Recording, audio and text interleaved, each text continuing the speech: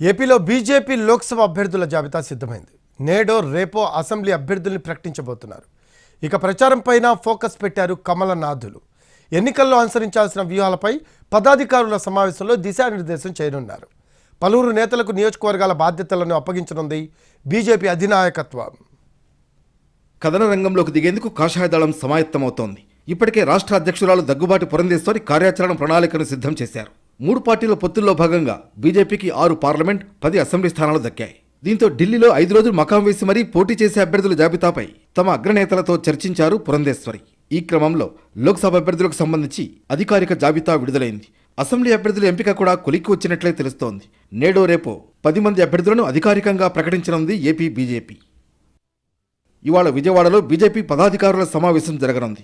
BJP రాష్ట్ర జాతీయ నాయకులతో పాటు ఎంపీ, ఎమ్మెల్యే అభ్యర్థులు ఈ సమావేశానికి హాజరు కానున్నారు. నేతలకు సిద్ధార్థ సింగ్ దిశానిర్దేశం చేస్తారు.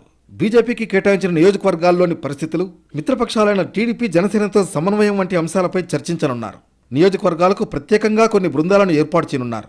బీజేపీలో ఎప్పటినుంచో పనిచేస్తూ టికెట్లు ఆశించిన వాళ్లు, ప్రజల్లో తిరిగే నాయకుల్ని గుర్తించి వాళ్లకు ప్రచార బాధ్యతలు అప్పగించనున్నారు. వచ్చే నెల 5 నుంచి ఏపీ వ్యాప్తంగా బీజేపీ ప్రచారం చేయనుంది. రాష్ట్ర అధ్యక్షురాలు దగ్గుబాటి పురంధేశ్వరి రాజమండ్రి లోక్సభకు పోటీ చేయనున్నారు.